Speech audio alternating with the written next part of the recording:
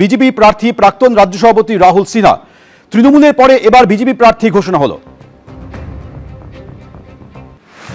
রাজ্যসভায় বিজেপি প্রার্থী রাহুল সিনহা, বিজেপি প্রার্থী প্রাক্তন রাজ্য সভাপতি রাহুল সিনহা তৃণমূলের পরে এবার বিজেপি প্রার্থী ঘোষণা হলো। 16 মার্চ রাজ্যসভায় পশ্চিমবঙ্গে 5টি আসনে ভোট। 2009 থেকে 2016 পর্যন্ত বিজেপি রাজ্য সভাপতি ছিলেন রাহুল সিনহা। অঙ্কের হিসেবে রাজ্যসভায় রাহুল সিনহার জয় নিশ্চিত।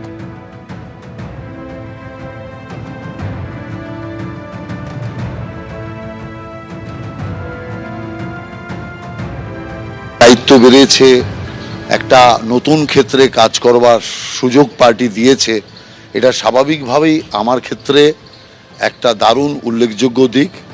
এবং পার্টি যখন আমাকে বিশ্বাস করে দায়িত্ব দিয়েছে তখন স্বাভাবিকভাবেই আমিও চেষ্টা করব যে পার্টি যে দায়িত্ব আমাকে দিয়েছে সেটা সম্মানের সাথে যোগ্যতার সাথে পালন করবার।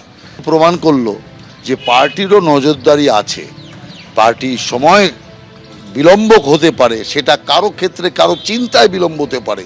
রাজ্যসভায় এ রাজ্য থেকে বিজেপি তাদের প্রার্থীর নাম ঘোষণা করেছে। আজ রাহুল সিনহা রাজ্যসভায় বিজেপির প্রার্থী হচ্ছেন।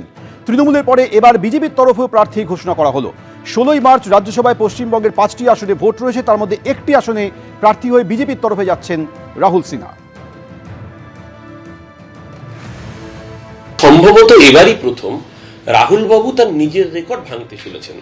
রাহুল বাবু নিজে এমন কোনো নির্বাচন নেই যে নির্বাচনে প্রতিদ্বন্দ্বিতা করে হারেননি। সেটা লোকসভা হতে পারে, বিধানসভা হতে পারে, শুধু কর্পোরেশন পঞ্চায়েতটা বোধহয় এখনো নামেননি, নামলে সেখানেও হারতেন।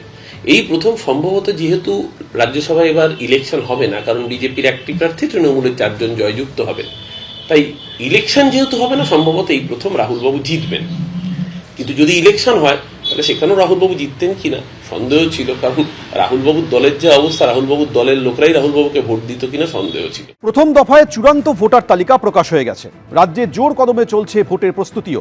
তার অনেক আগেই রাজ্যে চলে এসেছে কেন্দ্রীয় বাহিনী। প্রথম দফায় 240 কোম্পানি বাহিনী এসেছে রাজ্যে। জেলায় জেলায় রুট মার্চ শুরু হয়েছে। নন্দীগ্রাম, জামুরিয়া, ভাঙড়, পুরুলিয়ায় টহল দিচ্ছে কেন্দ্রীয় বাহিনী।